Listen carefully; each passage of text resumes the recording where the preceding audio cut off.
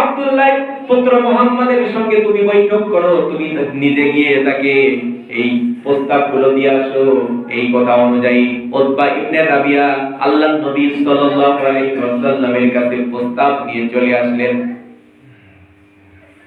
আল্লাহর নবী সাল্লাল্লাহু আলাইহি ওয়াসাল্লামকে ডাক দিয়ে বলতেছেন, মুহাম্মদ বাতিদা শোনো, কিছু কথা তোমাকে আমি বলতে চাই। আল্লাহর নবী বললেন, চাচা কি কথা বলবেন আপনি বলেন, আমি শুনবো, আমি শুনতে প্রস্তুত আছি, আপনি বলেন। উতবা ইবনে রাবিয়া তখন বলতেছে, মুহাম্মদ তুমি তো জানো এই জাতির কাছে তোমার সম্মান, তোমার আত্মমর্যাদা কতটুকু।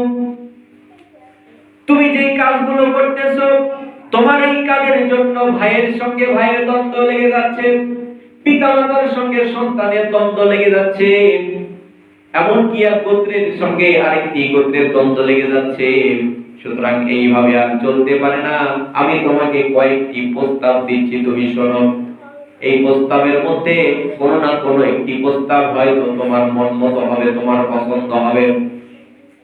উতবা ইবনে রাবিয়া এক নাম্বার প্রস্তাব দিল, ফাতিদা মুহাম্মদ তোমার যদি অর্থ সম্পদের প্রয়োজন হয় তাহলে আমাদেরকে বলো, এত অর্থ সম্পদ তোমাকে দান করব, এই মক্কার বুকে তোমার চাইতে ধনী ব্যক্তি আর কেউ হতে পারবে না। এত অর্থ সম্পদ তোমাকে দান করব। কয় নাম্বার প্রস্তাব? কয় নাম্বার প্রস্তাব? এক নাম্বার প্রস্তাব। দুই নাম্বার প্রস্তাব হলো, ভাতিজা শোনো, তুমি যদি নেতা হতে চাও, তুমি যদি বাদশা হতে চাও তাহলে একবার বলো, তোমাকে আমরা নেতা হিসেবে বরণ করে নেব। এই মক্কার বুকে যত বিচার ফায়সালা করা হবে, যত সালিস বৈঠক করা হবে, তোমাকে ব্যতীত কোনো সালিস বৈঠক করা হবে না, কোনো বিচার করা হবে না। তুমি যদি এই মতের সঙ্গে একমত হও তাহলে শুধু একটা বার বলো, আমি সম্মত আছি। দুই নাম্বার প্রস্তাব গেল। তিন নাম্বার প্রস্তাব হলো, হাতিজা মুহাম্মদ শোনো, তুমি